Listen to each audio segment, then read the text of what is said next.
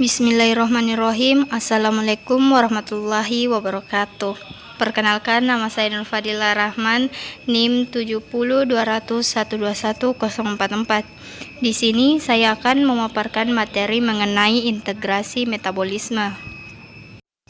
Senyawa apa saja yang dapat menghasilkan energi atau sebagai sumber energi?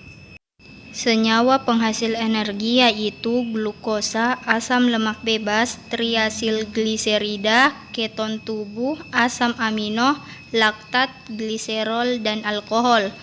Metabolisme makronutrisi dapat didefinisikan sebagai sirkulasi senyawa yang diambil dari jaringan untuk memproduksi energi.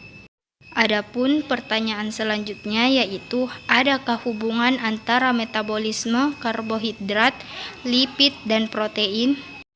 Di sini dapat kita lihat yaitu yang pertama protein. Protein akan mengalami penguraian menjadi asam amino, phenlanin, dan tirosin ke fumarat dan masuk ke dalam siklus Krebs.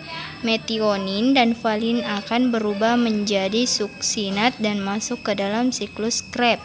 Ada juga triptofan berubah menjadi alanin dan membentuk piroyet dan masuk ke dalam siklus Krebs. Selanjutnya karbohidrat. Karbohidrat diubah menjadi glukosa, akan mengalami proses glikolisis yang dimana sebelum terbentuknya piruvat dan akan dibentuk senyawa yang bernama gliseraldehifosfat dan terbentuk piruvat. Dari piruvat akan diubah menjadi asetil-CoA. Selanjutnya akan melewati siklus Krebs dan membentuk ATP. Dan yang terakhir yaitu lemak, di mana lemak apabila dipecah akan menjadi dua jenis yaitu gliserol dan asam lemak gliserol. Gliserol akan dipecah lagi sehingga menghasilkan gliseraldehifosfat.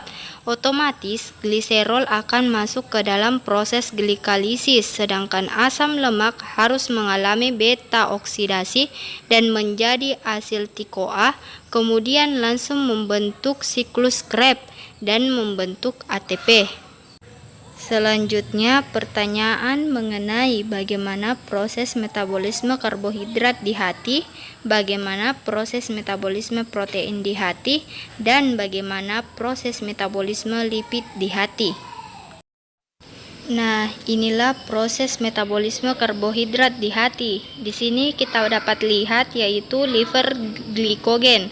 Glukosa fosfat dalam hati akan mengalami proses glikolis dan membentuk piruvat, kemudian membentuk asetil-CoA, di mana asetil-CoA dapat menghasilkan kolesterol dan asam lemak.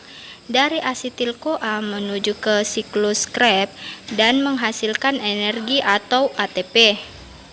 Berikutnya yaitu proses metabolisme protein di hati. Nah, dapat kita lihat prosesnya di mana asam amino di dalam hati membentuk piruvat dan akan menghasilkan glukosa. Di piruvat akan menuju ke asetil-CoA dan menghasilkan asam lemak dan lipid. Kemudian masuk ke dalam siklus Krebs dan menghasilkan glukosa dan glikogen dan juga menghasilkan energi atau ATP. Yang terakhir yaitu dari proses metabolisme lipid di hati. Nah, inilah prosesnya di mana asam lemak di dalam hati mengalami beta oksidasi dan kemudian membentuk asetil-CoA, di mana asetil-CoA menghasilkan kolesterol dan body keton. Dari asetil-CoA menuju ke siklus Krebs dan menghasilkan energi. Selanjutnya mengenai siklus makan puasa. Yang pertama, the fat state, yakni di mana keadaan makan yang berlangsung sekitar 3 jam setelah makan itu tertelan. Yang kedua yaitu the post-absorptive or early fasting state, yakni di mana keadaan awal puasa yang terjadi sekitar 3 jam sampai 18 jam.